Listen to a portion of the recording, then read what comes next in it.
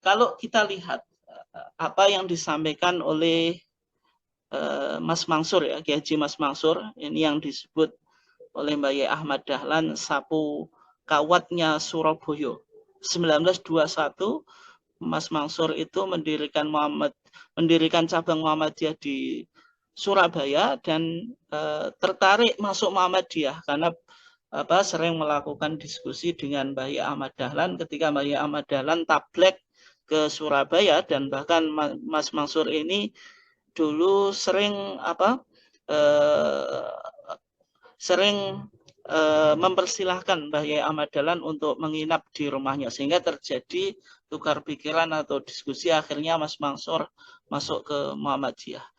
Yang menarik Mas Mansur ini sebenarnya backgroundnya dari kaum tua atau kelompok tradisional, dan beliau saudara atau teman akrabnya Kiai Haji Wahab Hasbuah, seorang tokoh salah satu dari tokoh pendiri NU, ulama yang karismatik di Jawa Timur. Kemudian Mas Mansur ini yang menginisiasi berdirinya Majelis Tarjih di Muktamar Muhammadiyah 16 Pekalongan 1927. 1928 Mas Mansur terpilih menjadi Ketua Majelis Tarjih. Secara struktural beliau menduduki Ketua Majelis Tarjih yang pertama.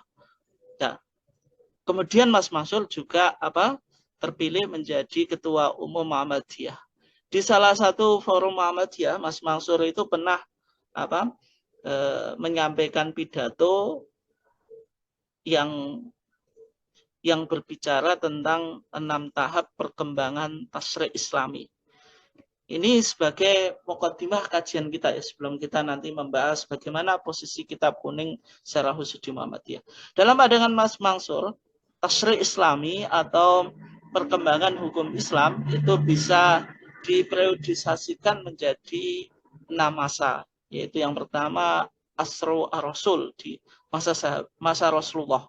Artinya Al-Quran turun, Nabi sebagai mubayyinul Quran atau mufassirul Quran, yaitu penjelas atau penafsir Al-Quran. Artinya segala persoalan itu direspon oleh wahyu dan dijelaskan oleh Nabi. Kemudian berikutnya di masa kepemimpinan Khulafa ar-Rasyidin yang 4 itu, Islam sudah mulai melakukan perluasan, tidak hanya terfokus di Hijaz ya, Mekah dan Madinah, tapi juga sudah mulai keluar. Misalnya di masa Umar bin Khattab saja Islam sudah masuk Mesir. Kemudian berikutnya Asrul Sighari Sahabah, yaitu masa sahabat yang muda dan para tabi'in. Kemudian yang keempat ini Nas'atu al-Fiqhi, masa mulai berkembangnya ilmu fikih. Artinya sudah muncul berbagai macam persoalan sehingga umat Islam ketika itu perlu untuk merumuskan bagaimana cara pandang Islam yang berkaitan dengan hukum-hukum syariat. Maka ilmu fikih mulai muncul. Kemudian setelahnya berikutnya adalah munculnya a'immatul madzhab, imam-imam madhab ya. Imam-imam madhab itu cukup banyak, tetapi yang madhab al-mudawwanah, madhab yang masih hidup dan kitab-kitabnya terdokumentasi, yang masih memiliki banyak pengikut sampai sekarang itu ya madhab 4 ini. Ini di kalangan Sunni ya, meskipun ada juga madhab Syi'i ya. Di kalangan Sunni yang terkenal kita awali dari madhab yang populer di Asia Tenggara, yaitu madhab Syafi'i, kemudian madhab Hanafi yang populasinya cukup banyak, kemudian Maliki secara umum diikuti di Afrika, dan Hambali, madhab resmi yang diikuti pemerintah Saudi Arabia dan negara-negara Teluk.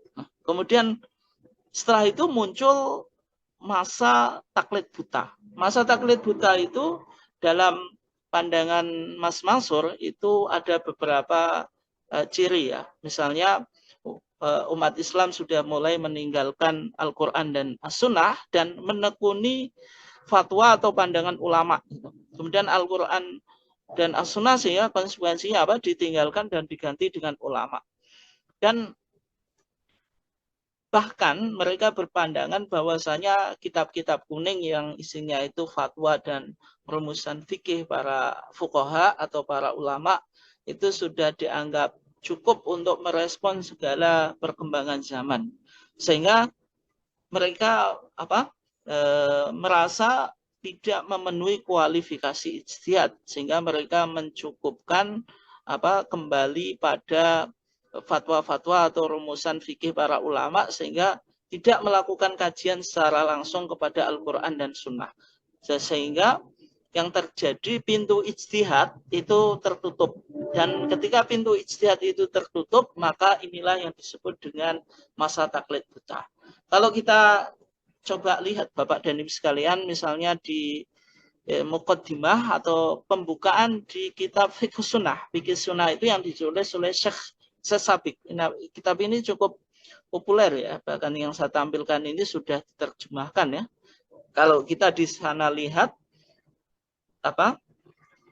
ketika pintu ijtihad itu tertutup, maka yang terjadi apa? Wasaratis syariah ya aqwal fuqaha. Syariat itu menjadi pendapat-pendapat para ahli fikih, wa aqwalul fuqaha, dan pendapat-pendapat ahli fikih ya syariah, adalah itu syariah. Artinya pandangan-pandangan fuqaha yang ada di kitab kuning itu ya dianggap syariah gitu. Dan yang lebih parah lagi, waktu biro kullu ma yakhruju min aqwalil fuqaha mubtadi'an. Setiap apa yang keluar dari pendapat-pendapat ahli fikih itu dianggap bid'ah, la yuthaq bi aqwalihi. Orang tersebut dianggap pelaku bid'ah, sehingga pendapat-pendapatnya tidak dianggap otoritatif, tidak dianggap valid. Wala yu'taddu bi fatawihi, dan fatwa-fatwa mereka juga tidak diperhitungkan. Artinya ulama itu hanya muncul mengikuti salah satu dari mazhab, dan tidak ada ulama yang berani keluar mazhab, karena ketika keluar mazhab itu risikonya tadi dia dianggap mubtadi', pelaku bid'ah, kemudian fatwa-fatwanya dianggap tidak otoritatif atau fatwa yang palsu karena tidak mengacu pada fikih tertentu.